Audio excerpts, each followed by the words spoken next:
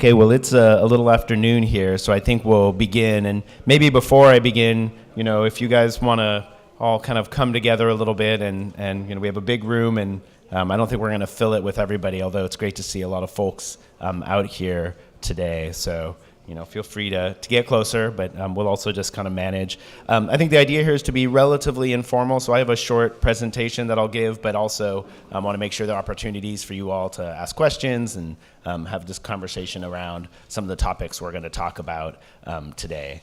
So my name is Hugh Louch. I work for a firm called Alta Planning and Design. We are on the Opticos team to help with this specific plan that you're all here to talk about today. Obviously, a lot of interest and discussion. I've actually been here in this very room as part of a panel talking about the future of transportation in the Bay Area and the nation to help you guys think about how to plan for transportation in the future. I have a few slides that I want to give you, and you can ask questions as we go that talk about some of the transportation issues in and around Vallco, as well as some of the sort of ideas that we have and the thinking we're starting to do about how you manage transportation impacts, which is, of course, a major concern and consideration for this. So,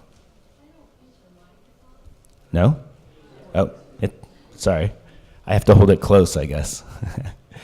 So why don't I start out just talking a little bit about, the existing conditions and the things that you know well. As we began this process and thinking about what's going to happen for the redevelopment process, we wanted to understand, obviously, what's the roadway network that's there now, what's the available alternate modes, transit, bicycle, pedestrian, and those kinds of issues. And so there was also an existing conditions presentation given as part of this process, but just to revisit a little bit of that information for your benefit. It's obviously, a pretty zoomed out view of the map, just to give you a sense of the major roadways and transit infrastructure that surround the site.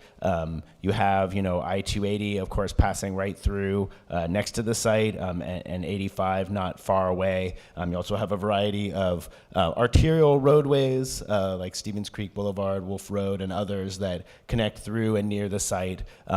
And then, a few miles away, you have the Caltrain rail line, which doesn't connect directly to the site, but of course is a potential asset that we'll talk more about as we go.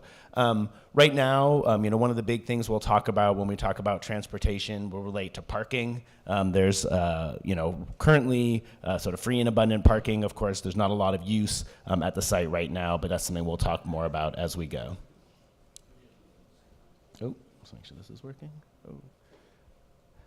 I talk a little bit about the transit networks. There are several both express routes and local routes, buses operated by VTA that run through the site currently, and there are plans and discussions for a potential bus rapid transit route that would run along Stevens Creek Boulevard. To the extent that gets implemented, bus rapid transit has the opportunity to carry a lot more people, a lot more efficiently, and there are a variety of things that comprise bus rapid transit, so the specific design of that route would really impact how kind of efficiently it could operate and how well it could attract people to the site by bus. And that's something that I think will be important as we think about, how we try to get people to this site or from this site. Talk a little bit about alternate transportation modes as well. There are some existing bikeways along routes in the site, so Wolf Road and Vallco Parkway and Stevens Creek Boulevard all have some basic bike lanes on them now. There has been a lot of work by the city, and there's ongoing work by the city currently to look at expanding alternate mode availability. So there's a plan potentially for a path that would parallel I-280 that would be shared use, that would allow people to walk and bike sort of along this site and connecting a variety of other areas in the city. There's also a discussion of what's called a Class 4 separated bikeway along Stevens Creek Boulevard as well, in addition to the BRT I mentioned. And a Class 4 facility is one that creates a lot of separation between bicyclists and traffic, makes it a little bit more comfortable to access the site. So there's that opportunity as well. And then there are a variety of other kind of improvements and crossing improvements along Wolf Road and along 280 that have been discussed and are under consideration. There's a major redevelopment of the I-280 Wolf Road interchange that's been under design by VTA, and that also includes certain potential bicycle facilities as well. And then finally, of course, there are a variety of pedestrian facilities. Most of the, like the Class 1 path I mentioned along 280, that would also be an opportunity for pedestrians, and an important one as well. And then as we think about the site itself, we'll be thinking about the circulation of pedestrians and having both sidewalks, but also, a comfortable urban environment for folks to walk in. So as we think about trying to plan for the site, we want to think a little bit about how, what are kind of the issues and challenges that we're facing now. My colleague Dara talked about this a little bit last night, but, just to kind of reemphasize some of the issues and challenges that you have to deal with as you think about this. Right now as a city, you've got more jobs than employed residents, right? You have a lot of people coming into the city to work compared to the number of people who live here. And most of those people who do live here are commuting by single occupant vehicle. If you want to look at, development opportunities, one of the best things you can do is try to manage that through a variety of tools, and we'll talk about that more here in a minute. But the idea of trying to get people onto transit, onto shuttles, onto bikes, and other modes will really be helpful for thinking about how you can manage this development that we're talking about. And just by comparison, Cupertino has relatively high levels of drive-alone rates. You guys are probably all aware of this now, compared to other both neighboring communities and the state as a whole. So the principles, and I know these are undergoing refinement and development and consideration as we go, but I think these are really helpful for us as we start to think about, well, how do we manage the transportation issues that you face? So obviously trying to reduce or eliminate potential traffic impacts. It may not be possible to fully eliminate any transportation impacts, but what are the ways we can do to mitigate those? What are the alternatives we can provide folks? Certainly we want to provide mobility choices, and including providing, improved walkability on the site. One of the things about a mixed use development is that you have a greater opportunity to get people walking, in particular for more of their transportation choices. And so if people can make fewer trips by vehicles, that's a great opportunity. And then obviously we want to think about also, and we can talk about today a little bit, what's the future of mobility? I think we're all very familiar and used to now the Ubers and the Lyfts and those kinds of things that are taking people around. There's a lot of discussion around autonomous vehicles. Obviously that will impact how people travel in the future. And as those types of changes happen, it becomes very important to start to think about what does that mean for, traffic impacts in the future. Does that mean that we have, now what you'd call zero occupant vehicle trips happening, or does that mean that we have more efficient distribution of people into vehicles because of the role of technology? So both of those worlds are possible, and we need to think about those things as we consider major developments. So how do we manage the transportation impacts that we might see as part of this? And this is the part I think that gets, probably the most interesting part of what we want to do as part of this overall effort, which is to really thinking about this idea of transportation demand management.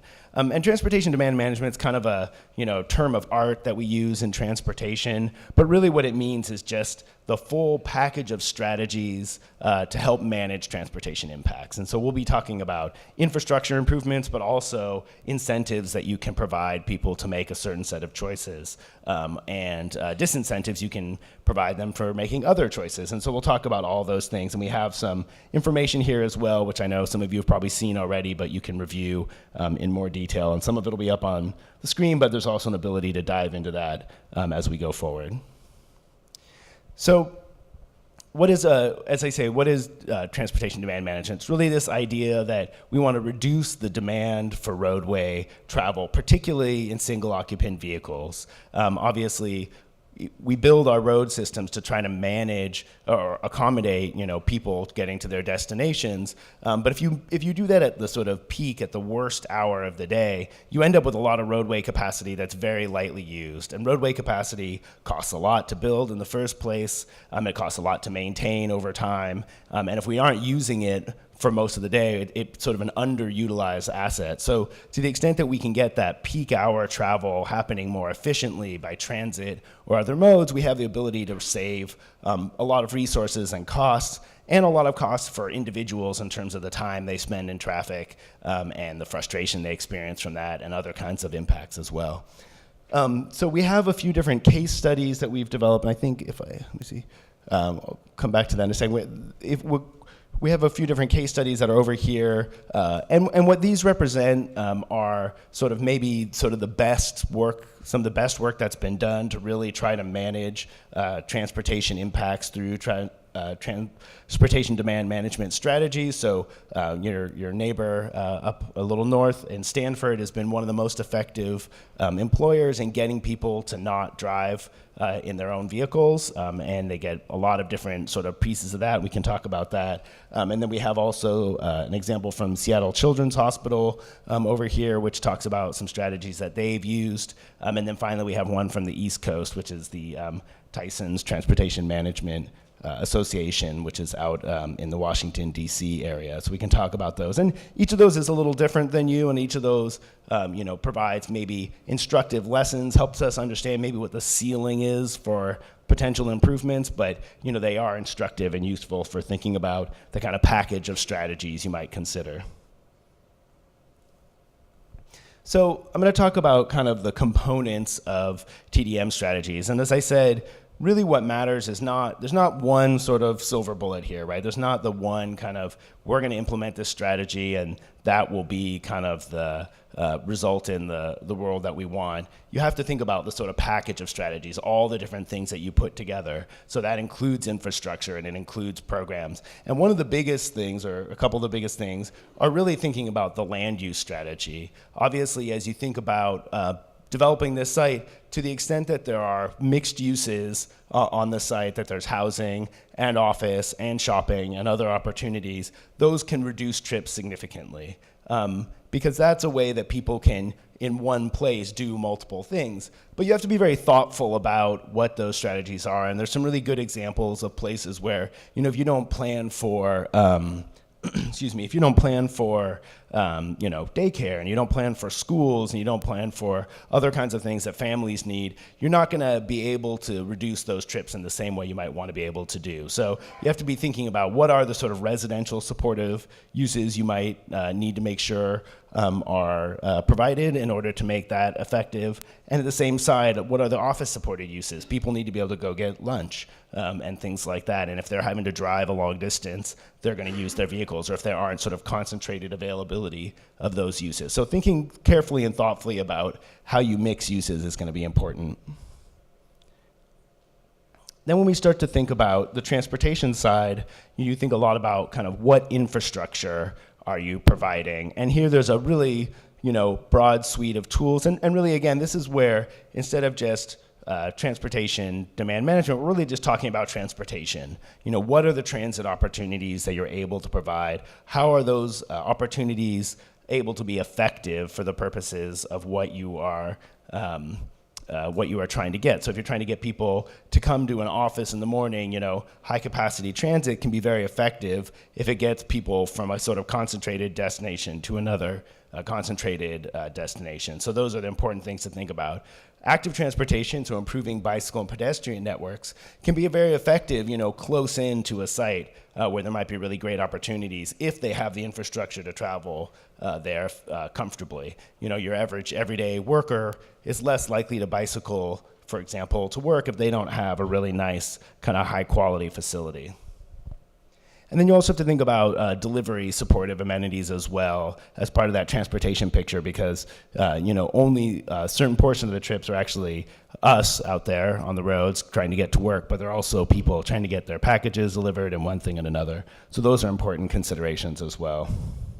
And as we go through this, I think we'll talk about sort of the potential effectiveness of each of these strategies and how they can kind of contribute to an overall picture of potential travel within this site and generally. The other thing that's really important when we think about transportation, and often, among the more controversial and challenging things, is how do we provide parking? Both how much parking we provide on a given site, and also what the cost of that parking is. And make no mistake, there is a cost to all the parking that gets built. Parking is very expensive to build, especially relative to the cost for workers, on sites, or for people in housing. It's much more expensive on a per space basis. And it also, so it's whether you have the cost that way, or whether you actually think about charging people for parking. And if you think about transportation demand management as a set of strategies, it's pretty rare that you can make it work without thinking carefully about charging people for a certain portion of the parking that they have to pay for. And there are a variety of ways to do that. There's some really creative things that have been done to get people, maybe it's not a huge cost, but you charge them every day for parking. And if you do that, you kind of are getting people to think about each day about whether or not they want to drive, instead of just sort of having this default built-in cost, like I paid for my monthly parking, so I'm always going to drive, and challenges like that. And there's some good research that's been done showing the effectiveness of using strategies like that to kind of, on the edges, get people to make other choices.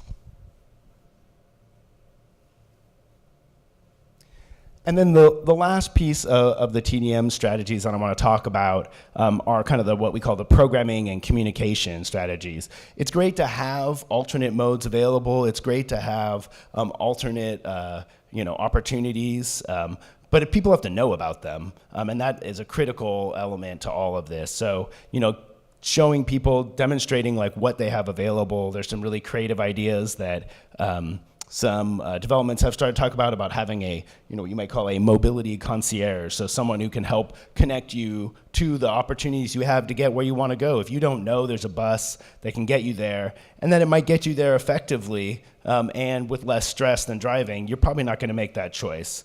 So there are a variety of things. There's information things, wayfinding, other kinds of issues like that.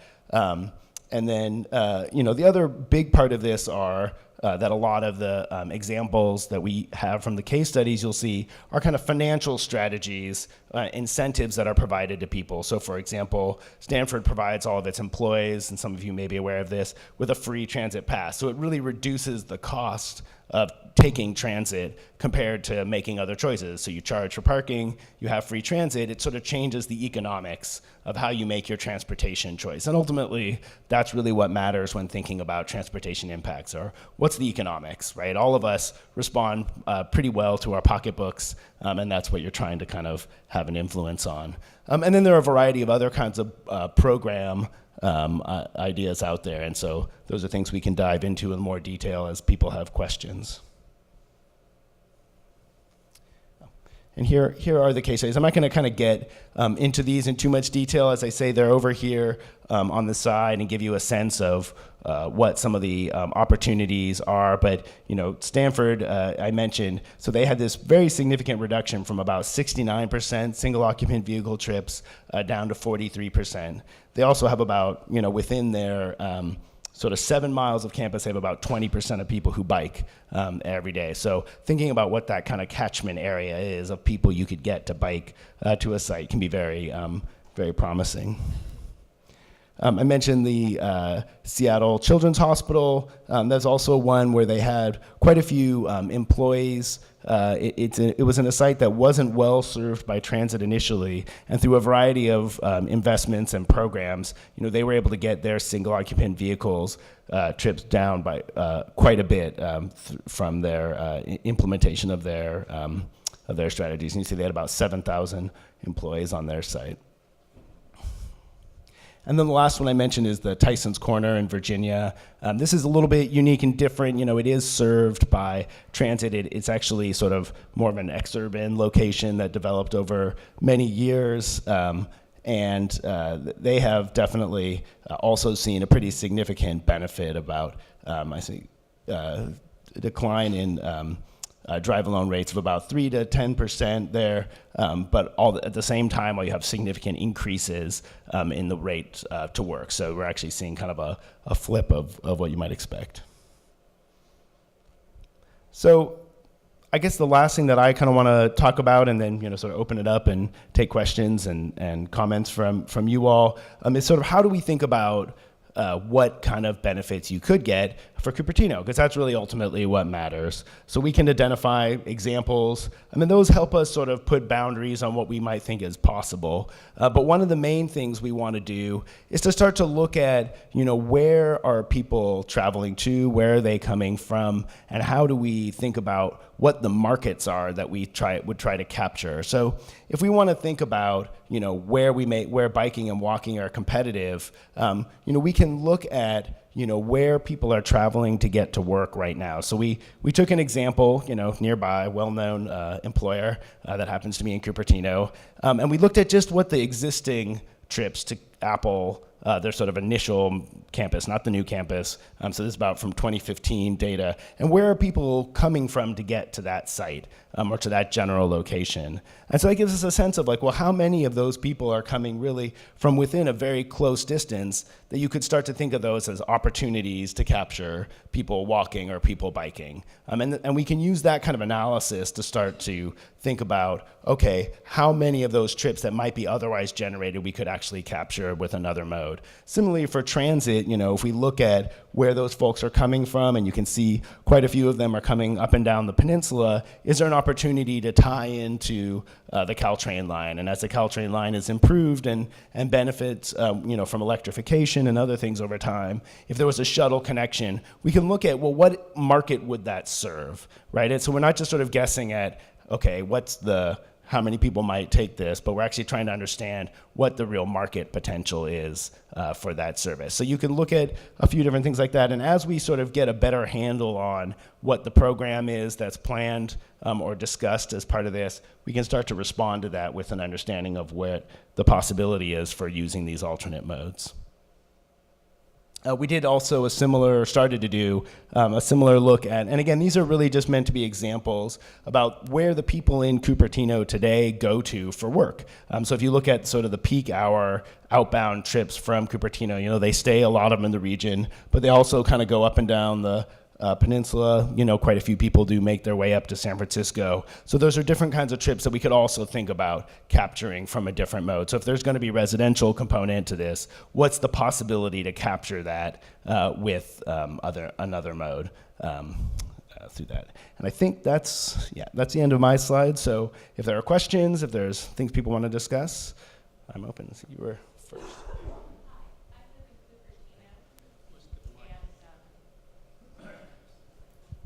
Hi, my name's Jennifer. I've long-time resident of Cupertino since 1985 and been following all this. Cupertino has a city policy that has been established by the residents who live here that we want to have a city that is well parked. I do not want to live in a city that I have to pay for parking. I don't like the way Palo Alto handles their parking. You have to pay downtown San Jose. I live in this city, and my city has decided previously, especially with other projects, that they will be well parked, and they are, and it's working. So I take exception to the fact that other people are coming from other cities and telling my city the way that we should do things. They're acting like we're not good enough to even live in our own city. Well, I can tell you right now that the policy in Cupertino currently, and it has always been at the mall, and it seems to defy SB 35's ideas of the way we do things in California, the people who live in California. We park our city well, and it's worked well to this point. And you may find that people start taking exception if they are told that they can't drive their cars to work. I have an 85-year-old mother. She can't ride a bike. I can't ride a bike. I would rather ride a horse to Vallco. So please respect the fact that Cupertino, up till now, has made their own decisions, even though San Francisco, Oakland, and Sacramento are trying to take our city rights away. Thank you. Thank you for that. You were next. So I look at this as a numbers game. It's always a numbers game. And if you look at what we are putting into the city via Apple and what is being proposed in office space at Vallco, that's somewhere around 20,000, maybe plus, employees. Most of those want to go single driver, and the reasons they want to go single driver is because they're double income families. They have to drop their kids off in the morning, they have to pick them up at night. They have two people, one goes early, one goes late. And there are other reasons as well. But I've looked at all these VTA solutions, BART solutions, and all of that. We live in a very suburban world where people don't live anywhere near a transit center. Most of the workplaces aren't near a transit center. You have this last mile, first mile thing. Even if you were wildly successful, again, it's a numbers game, wildly successful, and you could impact 20%. I mean, we would think that we had won the lottery if we could get 20% to take mass transit, ride a bicycle or walk. You still have the 80%, which could be 16 to 20,000 new vehicles in Cupertino on top of what we already have.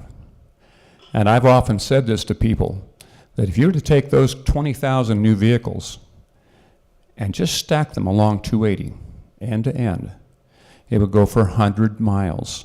The new vehicles would go from Cupertino all the way to Santa Rosa. It would take you 2 hours to pass them on the freeway. That's a lot of cars. And I don't think the solution is going to be all the things that we're talking about. The solution has got to be, we've got to solve the underlying issue, which is offices.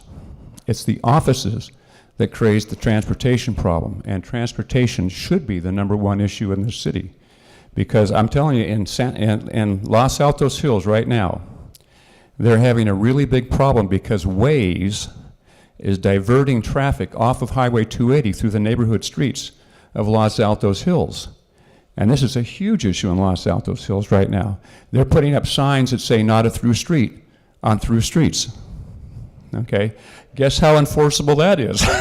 And they're trying to do this all over the United States where we have big impacted areas where they've been overbuilt with offices. I think the issue should be how do we get out of the offices, because I think ultimately that's going to have a much bigger impact on traffic than some of these other things. I applaud you for doing it. We need to do it. But the numbers just aren't there. Thanks for that. I might just say quickly, in respect of my role, our role and position is this really just to help look at what we think the reasonable opportunities are. So I think you're right, it is a numbers game. It is about understanding what the possibilities are. I will say, for your major employers in the Bay Area that have these suburban office developments, and I don't know Apple's numbers specifically, but though they do have among the most effective shuttle programs. So of those folks, tend to get 30 to 40% of their employees by shuttle. So you can do a little better than 20%, I think, but I understand what you're saying. So I'm not sure who is next, but. Well, first I have to say I'm Jeff Paulson. I'm speaking as a private citizen, not as a planning commissioner. My family has been in this valley for 105 years, and when my grandfather started the Palo Alto Medical Foundation in 1929, there was a great light rail system, electric suburban trolleys, trains, et cetera, crisscrossing the valley. And I think that the oil companies, the car companies, and Dwight Eisenhower, seduced by the smooth autobahns in Hitler's Germany, created a network of transportation that has set us back 100 years. That combined with the Wild West mentality we have in the Bay Area that fosters 27 different transit agencies and everyone with his or her own different cars and styles of driving. We like to be independent here. However, we are growing to the point where that's just become untenable for daily commutes. So my question is, I think the best solution is to put light rail down the fast lane of the freeway with elevators and ramps at cross streets and overpasses. But how do we get people to give up a lane of a freeway? It's easy to build freeways, but just like loosening your belt to solve obesity, it kind of is self-defeating after a little while. Yes, well, that's a very significant question, and I think, the question of sort of political will is one that I feel like, our responsibility is to help provide you all with information that, you can help understand what those trade-offs are, what the decisions that you have to make are, and how do you make those decisions in light of kind of the information that you have. I'm Connie Cunningham. I'm a 31-year resident of Cupertino. And I think I can recognize that our city is growing to the way the rest of the communities are growing around here, and that in fact we have to face the fact that whether we pay for parking or choose one of the other alternatives, it's a huge change, and that the way we have done it in the past simply isn't going to be the way that we do it today. I'm very interested, you had said here in the beginning that recommended is BRT on Stevens Creek. Who's recommending that? I didn't understand from your... The VTA is? Okay. The reason I ask is because I'm very interested in that light rail up 85 that Mr. Paulson suggested.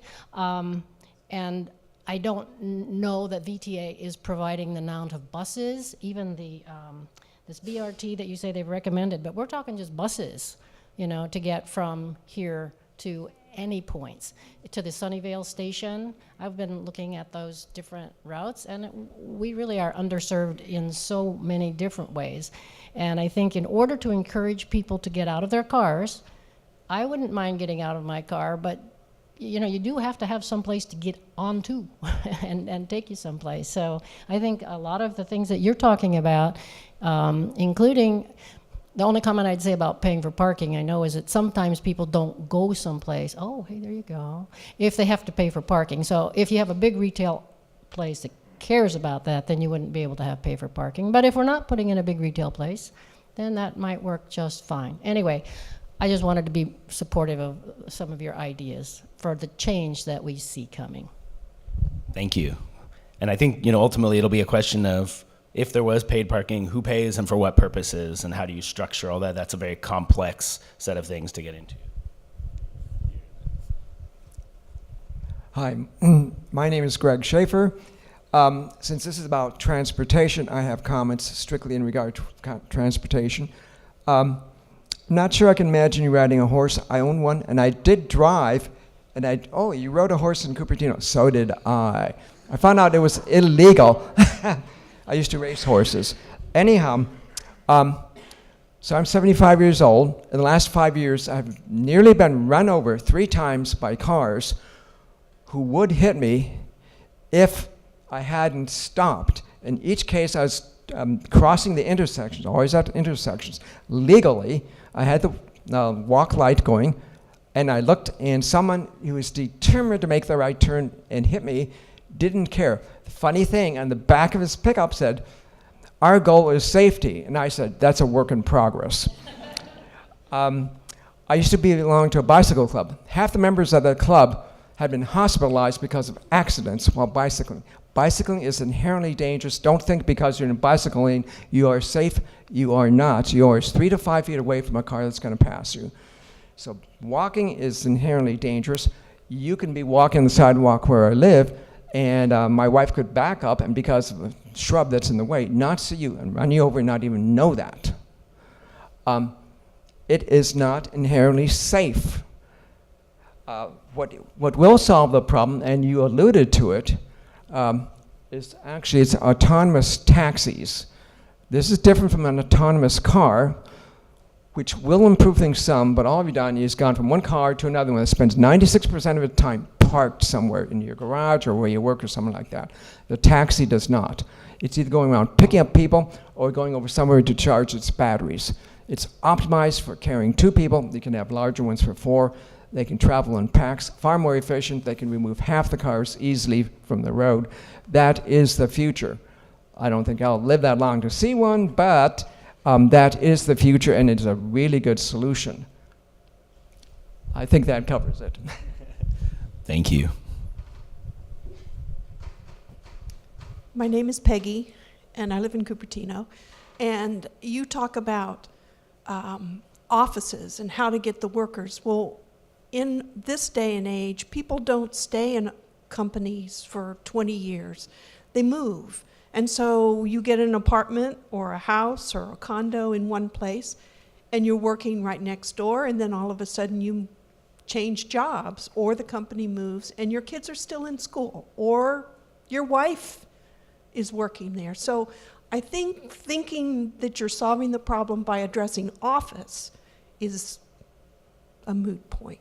I think that that's more of a global Bay Area issue. But for our city, having residents with services where you don't have to go drive to go shopping, or you don't have to go to the grocery store in Milpitas,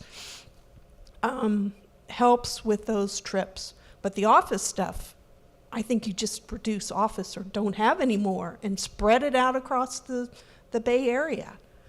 Don't concentrate it. Anyway, thank you. Thanks. Yeah, I would just say to that, I think, ultimately what we're trying to do is respond to whatever the program of, development ends up being. So if there is office, how do we manage that? If there is residential, how do we help manage the transportation impacts from some of those? Hi, I'm Dave Fung. Also, speaking as a citizen, I'm a planning commissioner. So one of the things I think that got touched on here is about the first and last mile problem. And so one of the things I would hope we would do is a concrete thing, concrete suggestions. I hope we could articulate a plan for a multimodal transit center to actually be as part of this plan. And the multimodal part is interesting because the only mode that kind of goes there now would be buses, right? But when you start to talk about things like having a shuttle that ran between Caltrain, between electrified Caltrain and Cupertino somewhere. This turns out to be a great somewhere. It's going to be a place that has retail, a place to do other things, a place to depressurize these things. And so hopefully you can do that in a way that doesn't require people to go and park there all day. So, you don't have to have a VTA kind of parking structure. And that really, again, some of the more kind of future facing ideas like having, autonomous vehicle, an autonomous shuttle that gets you from your house to the transit center would be great, but we need to actually put that somewhere. And Rod was here, the biggest proponent of a transit center. He ducked in. Hopefully he's working on it somewhere else right now. But I think it would be great to have that be a more explicit part of the things that we're trying to do in this specific plan. Thank you. Other comments? I'm Randy Shingai. I live in San Jose, but in the Cupertino Union School District.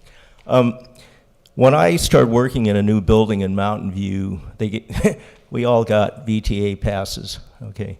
And that's all that ever happened. We got VTA passes. So what I would like to see is some kind of commitment from the developer, and maybe it should be in writing, that they're going to meet certain performance goals and that they're going to continue to invest to meet those goals. So, because what I see all the time is I see these front-end studies, and there's never any end-to-end requirement that they actually achieve any results. And so that's what I would like to see. If there's an approval, there has to be something in there that says, okay, we're gonna actually test and see that you're meeting these performance goals, and if you're not, you're still gonna have to invest until you do, or something like that. Great suggestion. I just wanted to say something in defense of biking. I've been hearing a lot of anti-biking things, but I bike mostly in Cupertino, and certainly there is an amount of danger because cars don't. The biggest thing is they want to turn right, hurry up and turn right in front of you. And that is really just educating the population. But I just got back from Amsterdam, and in Amsterdam, they actually have more bikes than people. And literally in the rain, in the torrent wind, and whatever you got, people are biking, and you see bikes all day long. And the way they do it is they have a little separated bike lane. It's a little bit lower than the sidewalk, a little bit higher than the street. and there are just tons of people biking, and didn't see a single incident. And the cars are aware that there's a lot of bikers, and so they respectfully share the road with them. And I think we can't let fear of bad drivers and stuff stop people from making progress in making changes for bikers and pathways and stuff like that, so that we can. Obviously, not everybody can bike, but as more people we can get biking, I think the better the community will be for our health, for the air, and for helping traffic. So just want to say that for biking. Thank you. Let's see, we have. Hi. So we are talking about a project that's located in Cupertino, a suburban city that's surrounded by other suburban city. So when we are talking about traffic management demand, you might want to create a transit line that doesn't exist now. It will take 10 years to design, another 10 years to build, and we don't have any funding. So you shouldn't make assumptions that's not there. And even if we all get transit passes, when there is no transit that can get to where you want to go, it's useless. Even if we had BRT now along Stevens Creek, it still doesn't go to a lot of places in Silicon Valley because there is not an efficient and reliable network now in Silicon Valley. You are not going to change that. The legislatures are not going to change that in the next 10, 20 years. So let's not make that assumption. And there are cities like Portland where they invested a lot in light rail transit. Guess what? Their transit ridership dropped. They have a lot of bikes too, but then when you don't have a good network, transit ridership drop. In LA, they are building a lot of housing in transit stops. And in the past 5 years, transit ridership dropped 15% because people just don't ride transit when it doesn't go to the places where you need to go. And the examples you have, Stanford University is a single employer. Most students live on the university. It's not whatever innovative solution. If it works today, we won't see traffic congestion so bad, getting worse every day. If it's innovative, it might work, it might not. It's for this project we have today, it's imaginary. Let's use practical method. The best method, don't generate the density that generates trips. That you will reduce traffic. Thank you. We had a comment here and we'll come back across. My name is Frank, and I'm kind of interested in BRT. I have been for many years. And my question is, I know that there's going to be a lot of objections from people around here, as there have been along the BRT on El Camino Real. And I was wondering, how are we going to overcome that so that we can actually improve transportation, public transportation, because everything has a price associated with it.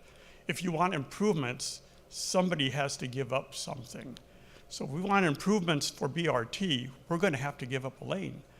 A lot of people are not willing to do that. And because of that, it may not get done, and therefore we don't make any progress on it. My feeling is that in the long term, it will cause aggravation in the short term as people get used to it and are blocked from driving on the streets. But as they start realizing it, they will start taking BRT, and it will become more useful in the long run. So I think it's very useful. The other thing that I question about is about housing versus office. Yes, office creates more traffic. Housing, if done properly, can solve and reduce traffic. The question, I guess, is how do we make it so that that housing can be built at a greater rate than office, so they can actually have a net reduction in that and be profitable to developers so that that will attract them to actually do it. Thanks. I might just say a quick word here, which is that because the gentleman in the back mentioned being in Amsterdam, and I think people routinely will go to the Netherlands and say, well, they're just different. They ride bikes, we don't ride bikes. But if you were in 1970 in Amsterdam, what you would have seen was cars. And lots of cars. It was a sort of conscious decision. So kind of to your first point is, how do we make something like BRT work? How do we make biking work as alternatives? It has to be a conscious choice. And I think you're right. People have to understand that there are a set of trade-offs that they will make. And, communities that make those choices typically get to a point where they say, they realize they kind of can't build their way out of congestion through private vehicles alone, and that they need other solutions. And then as you get serious about those other solutions, but it's not a simple thing. It's not easy. Very much having worked in communities across the Bay Area and across the country, try to be very respectful that each community wants to sort of have charge of its own destiny. And in the United States, that's the world we live in, that we try to live in. So, you all have to sort of be the folks who say, hey, this is what we really want, and this is why we think it works. And here's, use folks like us who can provide you evidence and information to support and understand those things. But ultimately, those are big decisions that have to be made. Yes, so I find it very helpful to get information into our community. We're a bunch of smart people. That's why we're here, right? So to know that a transportation system, albeit private like Apple, is serving 30 to 40% of their population is not a number I knew. And I suspect a lot of us don't know what's really going on. I don't know the cost of something like that. It is actually, it's a funny thing. It's a private transportation system that's grown up in 10 years. It's not just Apple, it's Google and Tesla and everybody else. I mean, it's actually solved a problem and done quite a bit. And the question is, well, can we go with that and, amp on what they've done? So that would be important, but we need numbers. We need lots of different types of numbers. If we don't have those numbers, we're going to go on what we think, and that hurts us. You mentioned earlier that this thing about the utility of the roads off-peak hours. Now, I'm retired, so I drive around in Cupertino off-peak hours. I stay away from peak hours. And it's my observation that our roads are actually not vacant during off-peak hours. Sure, 2 in the morning, yeah, no problem. But, if you go out right now, the roads are fairly busy. So one of the things that would be very useful for us to understand is, where are we really sitting in that off-peak hours? Same way when you mention people going out and people coming in, yeah, we know about the going out, but the people coming in is a big part of it. And we've got people going to Apple, we have people going to De Anza College. And if there are any ways that we can mitigate that and make it better, that's great. But we need to know what those things are. And it seems like you have access to that information. I encourage you to try to publish as many of these factoids as possible. Thank you.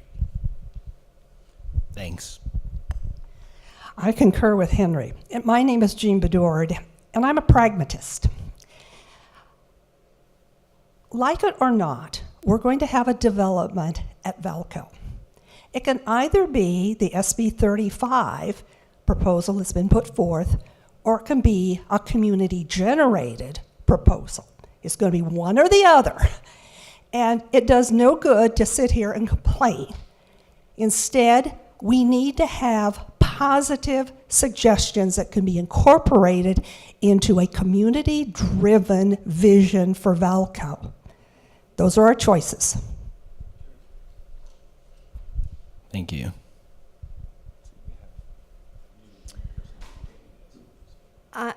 I'm wondering, I understand Google, I think it was Google that bought some buses, smaller buses to go into the community, and they would take people like me, to the library or wherever, hospital or whatever. Do you know anything about that? Had that transpired or anything? I'm not familiar with that specifically. Sorry.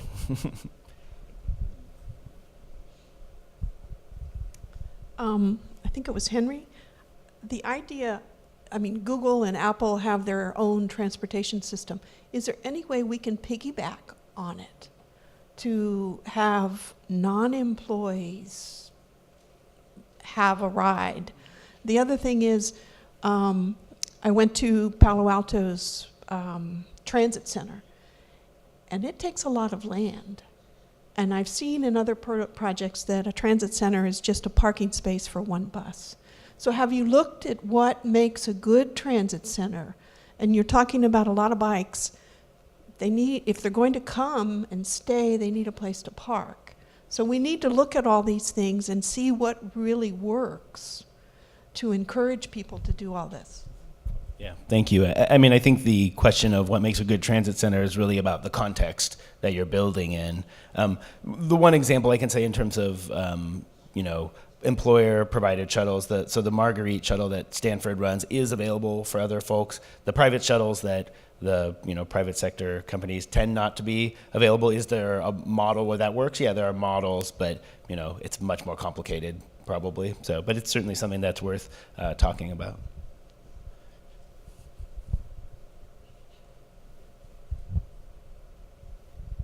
Hi, my name's Kitty, and I live in Cupertino. I just wanted to add some data since you're talking about Apple. Apple Campus 2 has 14,200 employees when they finally occupy. They had a shortage of 3,220 parking spaces.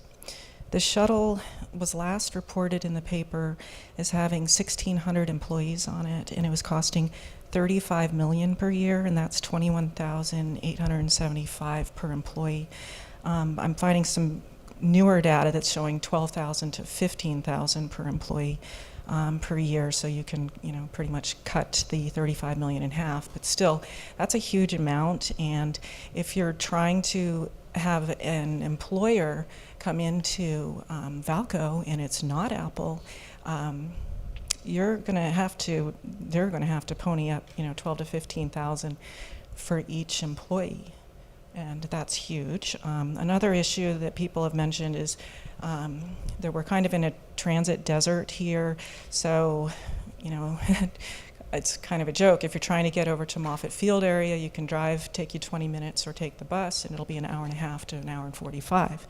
Or if you're trying to get to Milpitas area, you can drive there 20 minutes, take the bus for an hour and 30 to an hour and 45. So that rapid transit, the BRT, up and down Stevens Creek, the problem beyond that is that you need to go somewhere else. So we already have the bus that can take you down Stevens Creek. It's getting connected to go to these other locations, which isn't working. And VTA has lost ridership, and I believe they have the lowest ridership they've had in about 30 years. It was recently reported. And also, going back to the level of service calculations, when the general plan was done, and it had a study of 2 million square feet of office at Vallco, 600,000 square feet of retail, and between 600 and 800 residential units. The whole east side went to level of service F, and this was done years ago. So I haven't seen new data, but I think it's going to be very significant what our decline in just experience is going to be, and we're concentrating a lot in just one area between Vallco and Apple. And I don't know what the answer is for this other than make it a little smaller. Thank you. Do we have other? You want to?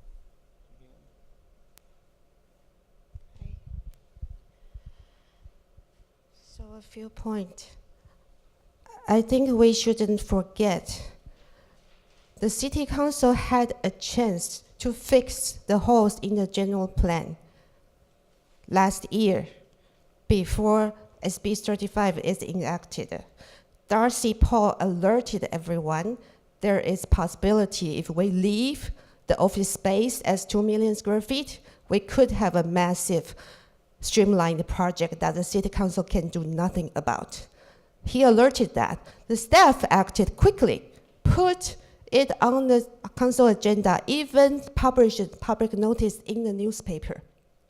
But in the next meeting, 3 council members illegally, when the item is not even on the agenda, 3 council members illegally removed that agenda item so that we couldn't even have a chance to discuss the danger of SB 335 application in Vallco. We never discussed the risk. Can we fix it? Should we fix it? Shouldn't we even discuss it? The 3 council members Rod, Savita, and Barry would dare not to even touch the topic to protect Cupertino from this SB 35 application. And now, Sand Hill is using that to bully Cupertino residents for a very dense project. Who should we blame? Let's not forget that. And also, as we are doing this project, we shouldn't be interfered by SB 35. The project should adhere to the general plan principle, which is retail. We want, the general plan says that it should provide destination retail for Santa Clara Valley. The Santa Clara Valley people tend to drive to shop. If you charge parking, you kill the retail. So we cannot change people's behavior when we design a project. It's all nice to have a bikeable community, all nice to have transit. We should go there eventually. We should change the entire valley to go there. But with one project, we cannot change everything. We have to be practical. The project has to follow the plan we set in the general plan. And today, without retail, everyone is driving to Great Mall, to other shopping malls around the area to shop.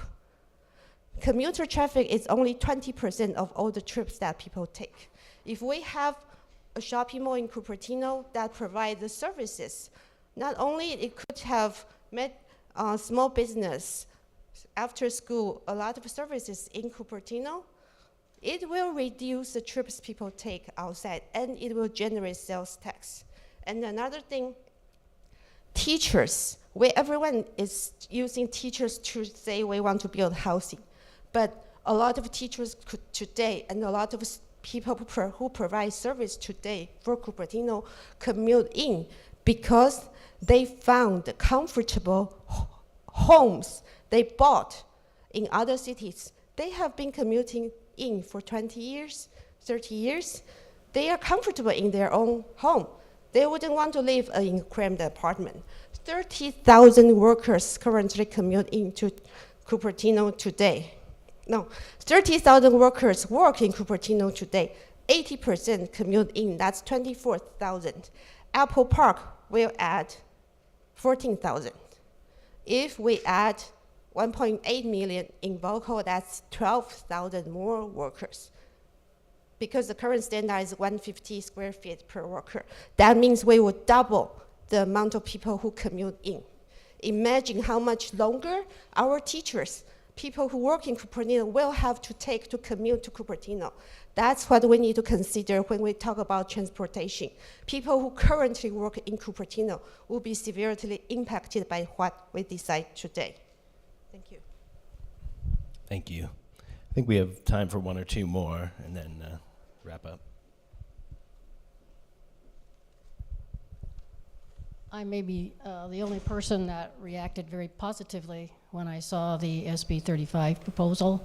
I was extremely happy to see below market rate housing at 50% of the market rate housing. At that moment in time, of course, I sobered up a little bit since then, but I flat didn't care what the business offices got built. I figure that transit will get fixed one way or the other, whether we get the light rail down 85, which we should, and whether we get more bus routes, which we should. But it appears that either BART or VTA or somebody wants to wait until it just really hurts even more than it does today before they want to solve that. But I personally think that thousands of people in our beautiful, rich, blessed county sleep on the streets every night. And here, this proposal will allow over 1,000 people who currently cannot afford to live here to buy a home in the Vallco area. I simply was delighted. I can see where there might be some possibilities for that might be slightly lower, so you could get some office space lower. I understand all about feasibility and economics and that sort of thing. However, the crying need, simply crying need in our area is for people who cannot afford to live here, but who can work here. We don't mind them working here. We just don't want them living here. I find that very odd. I grew up myself in a poor family. We were fortunately never homeless. However, I can certainly see it from the perspective of a person who California answered our dreams. California was the place where you could get a job, you could find a house, even if it was small. You could get ahead. And here in our city, where we have so much money, and I love the quote from the woman who's the head of Destination Home, when she said, we have all the problem, we have all the solution right here within 20 miles. We have people who are smart. We have businesses who can help. And we have thousands of people who sleep outside tonight. Okay, thanks. We have time for one more, and then we're going to wrap up. So I didn't announce my name. It's Kent Vincent. This is a question for Opticos. We're hearing about transportation, and that's one of the things, one of the really big problems that we have to face. But I think most of the residents here look at SB 35, they look at the hills at Vallco, and they say, my gosh, our shopping is going to be leaving us. I'm not even sure 400,000 square feet of retail would make it in an office complex. We're wondering if there's a better trade-off. Can another trade-off be made where we have less office and more retail? And in that context, I haven't seen the same kind of emphasis. We're looking for all kinds of solutions for transportation. Have we exhausted the review of what it would take to make a really robust mixed use nonetheless, but retail establishment there? I happen to be fortunate to travel all over the world lots, and I travel all over the United States lots. And I have to say that I'm not hearing what you guys are hearing about, and I'm not seeing what you guys are hearing. I'm seeing lots of really wonderful mixed use villages. I'll call them villages for lack of a better term.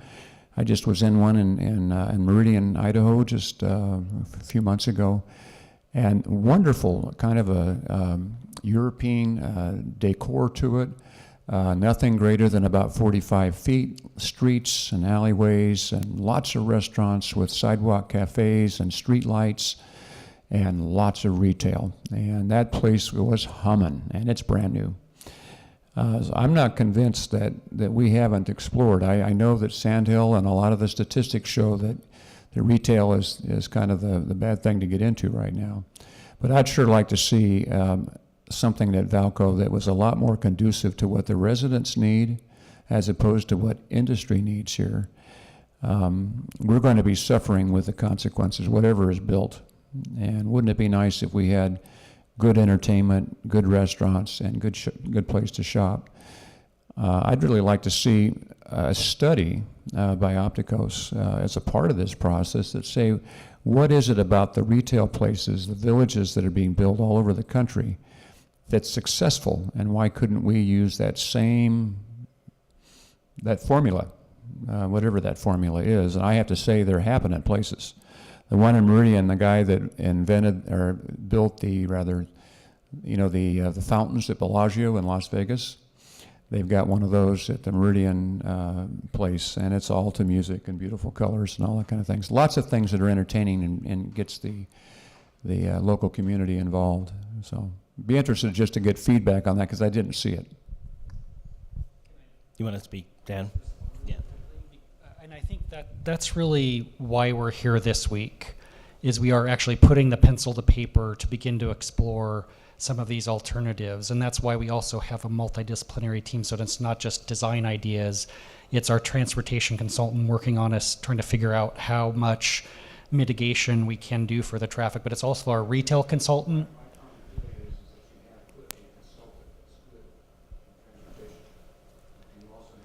Yes. Yeah, so on Thursday at 12 o'clock, we're having economics and retail brown bag. Sorry, Wednesday. Tomorrow here in this community hall, so I do encourage you. Yeah.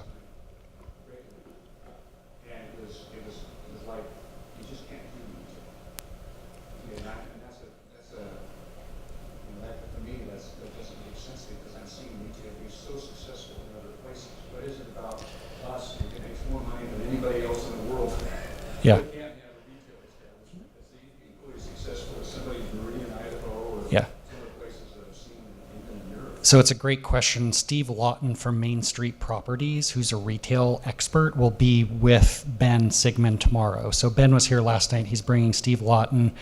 And what I will say is what I've heard from Steve is that the biggest challenge for this site and retail is the fact that 3 miles down the freeway, you have almost 2 million square feet of the most successful retail in Northern California.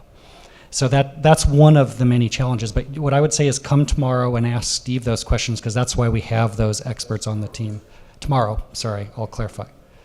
So, but, let me find out if he could be accessible at other points during this week to answer specific questions. But yeah, as we go through the week, we'll be generating different alternatives to explore different program parameters, including different.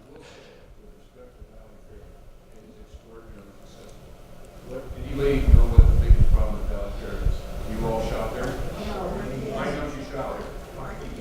You can't get there. You can't park there. Yeah. And we have Saratoga residents, we got Cupertino residents, we got Los Altos residents. I'll tell you what, there's a lot more money here on this end of the valley than there is over Valley Fair. Yeah. Okay, that's a destination.